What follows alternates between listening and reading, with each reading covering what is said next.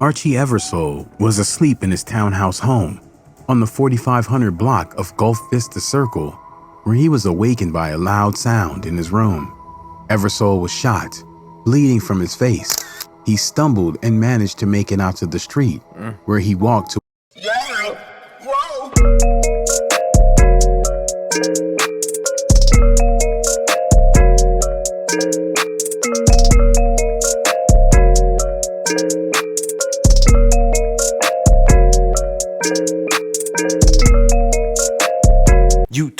Todd-Town family, what's the biz? Y'all already know what it is. Sending them positive vibes and energy to my Todd-Town family. Y'all know how I rock. If you haven't already, please hit that like, share, subscribe, and notification button so you can stay up to date with the latest and greatest content you don't want to miss. Tune in.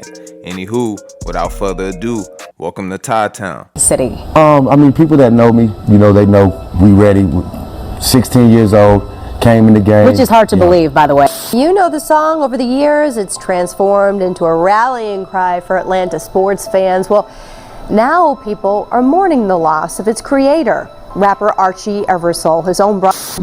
This is a bond hearing that was set by filed by your defense attorney for one count of malice murder, 22W005045. Krause faced a judge in DeKalb County today. He's accused of his own brother, rapper Archie Eversole, last month. There has been a loss of life, and there's nothing that I can say or do that will bring back Mr. Eversole. Lived together. According to prosecutors, Krause broke into Eversole's room the evening of March 25th and shot it.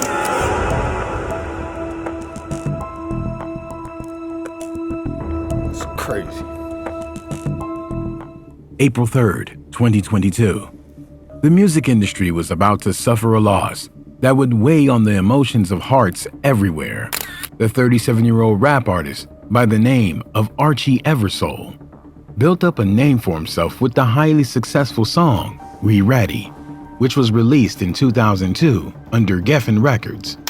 The song became the anthem for Atlanta United Soccer Club, along with NFL teams and fans in the city and beyond.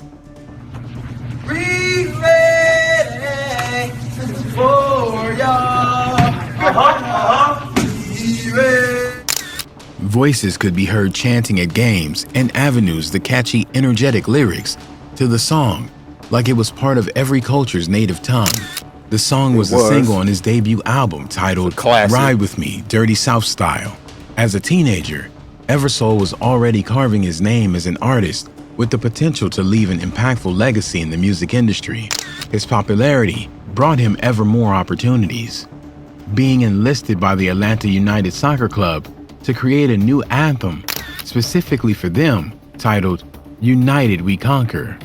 He showed great promise, and no matter the ups and downs in the music industry, his name always brought a certain energy when it came to his ability to bring crowds together. Sadly, he wouldn't be able to live a full life doing what he loved because tragedy struck from the most unlikely of places. On March 25th, 2002, Archie Eversole was asleep in his townhouse home on the 4500 block of Gulf Vista Circle, where he was awakened by a loud sound in his room. Eversole was shot, bleeding from his face. He stumbled and managed to make it out to the street, where he walked to a nearby Chevron gas station on the 4400 block of Snapfinger Wood Drive at around 7:30 a.m.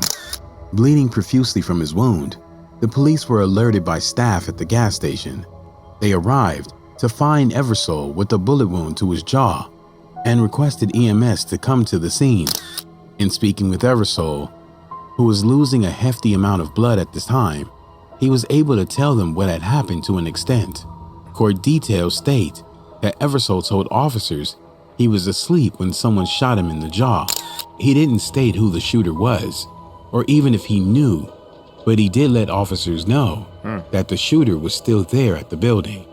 The clock was ticking, both to apprehend the suspect and to save Eversole's life.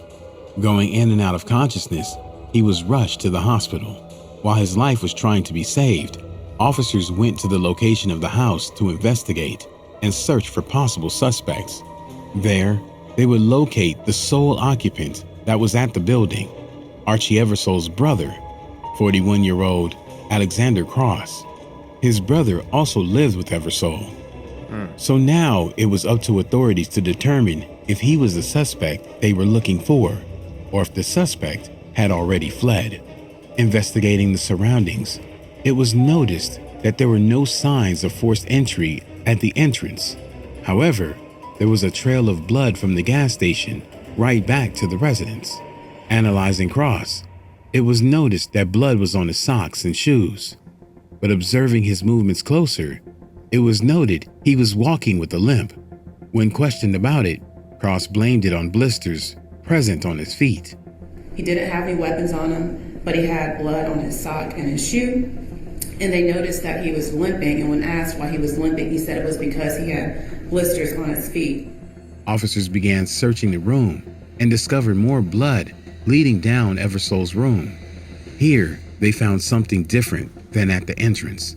His room door was tampered with, and the surroundings showed signs of struggle. Blood was splattered in numerous places, which they saw as evidence corroborating their theory. Authorities started becoming suspicious of Cross when a firearm was found at the base of Eversole's bed with one spent shell. In searching his brother's room, however, live rounds that matched the bullets of the gun were found. Not only that, but analyzing both rooms, in contrast, his room was neat and undamaged as compared to Eversole's. Alexander Cross was arrested and brought to the station, but that was in relation to a felony dope charge after they found the substance in his room. They went into, it's like a two-story residence. They observed a blood trail coming down the steps. Inside the defendant's room, they found 1.5 ounces of marijuana, which is the basis of the felony marijuana arrest, and went in the defendant's bedroom. He was the only suspect at the time on the police's radar, as no one else was found at the scene. Archie Eversole, still in critical condition, was having the fight of his life. The blood loss from the wound deteriorated his body and vitals to the point where recovery was too far gone, and he passed away about a week later, on April 3rd. The news would take a shocking turn when police learned a couple of days later the person charged with his hit was his own brother.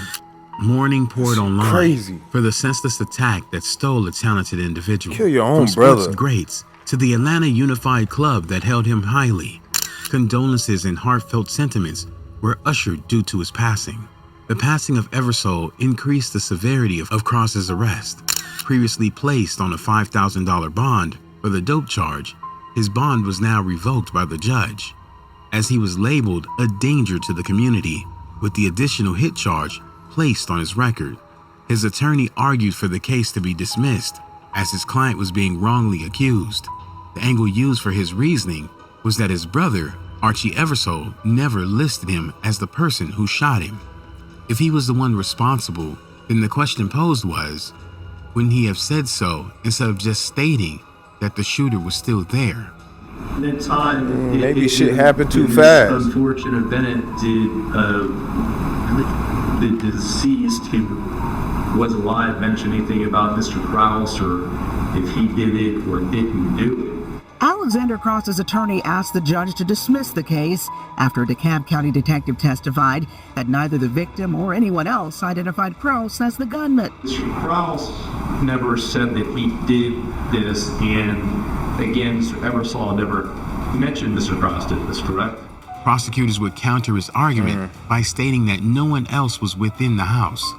Not only that, but the evidence inclusive of the live ammunition in his room that matched the weapon used all pointed to Alexander Cross being the suspect. At a court hearing, there turned out to be conflicting information on the criminal past of Cross. Apparently, prosecutors were saying that he had criminal cases under an alias, which extended his rap sheet to a lengthy resume. His attorney instead stated that the other name was his sister's, and those charges didn't belong to Cross. Mr. Krause tells me he's been in a situation many times where he's been stopped, and then they run against him, and then they realize he's not female. And then it looks like they pull up a picture, because obviously they pull up the photos and they can see that he is not his sister Michelle.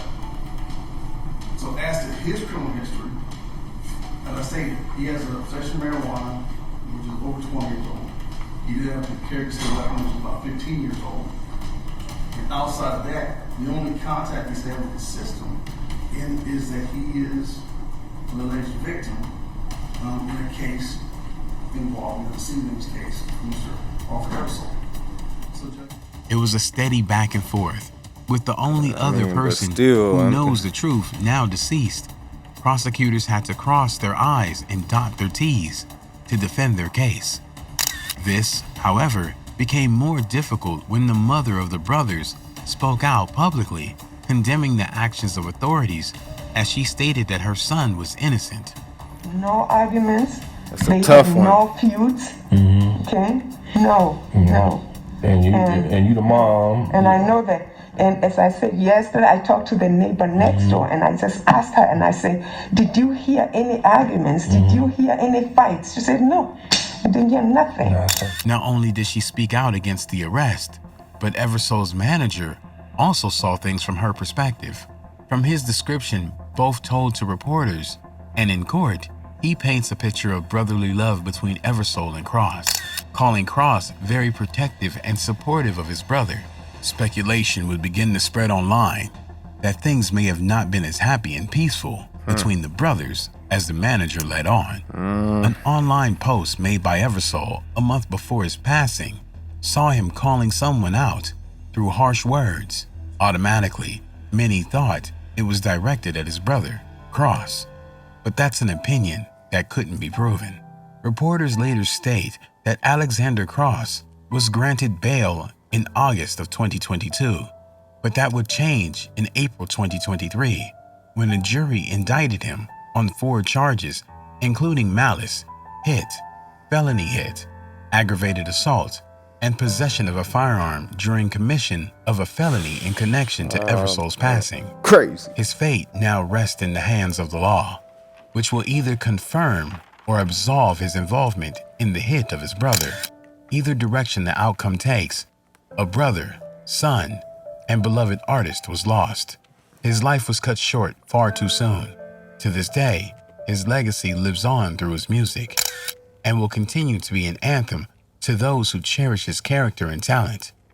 Rest in peace, Archie Eversole. Yes, RIP to that young man. Man, my condolences. That's unfortunate. That's crazy. How do your own brother... That's some goofy shit, man. It be your own people, man. It really be your own people. And another thing, some of them dates is off, man. Some of them dates, you know, I can't even think clearly, but some of the dates he mentioned for those events didn't seem accurate. I gotta go back and reference that. But man, that's unfortunate. You kill your own brother. It just seemed like they must have found out all the evidence pointed to it. I mean, they released him on a bond, turned right back around and locked him up. So evidently he did it. Why? That's the big question. Why? I really want to know, why did he do that? And of course his mom's gonna, you know, bag him up. That's a tough position to be in as a mother. Here you got it, your son is deceased, and you know, claiming that the actual son, your other son, was the reason for it. Man, that's a tough, you don't want to believe that. I'm pretty sure as a mother she don't want to believe that. I want to see how she feel now if they send all the evidence pointing to it. I mean, only one in the house, you stay with him, it was no other evidence showing anybody else was forced entry, and then you still had the gun in your possession with the ammunition. To me, I think that's probably what they went off of. I'm surprised they didn't mention anything about like any fingerprints. If they did, I didn't catch it. You know, because they can go further deep into it with the science to really,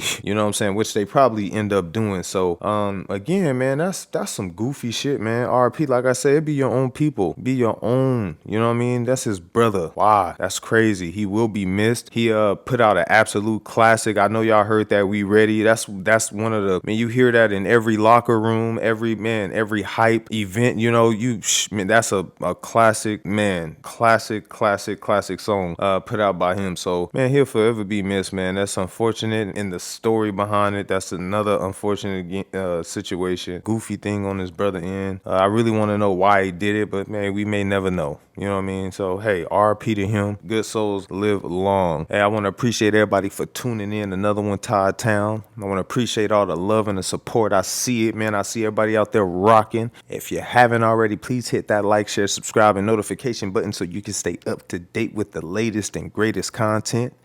And again, as always, I'm checking out. Peace. Yeah. Whoa.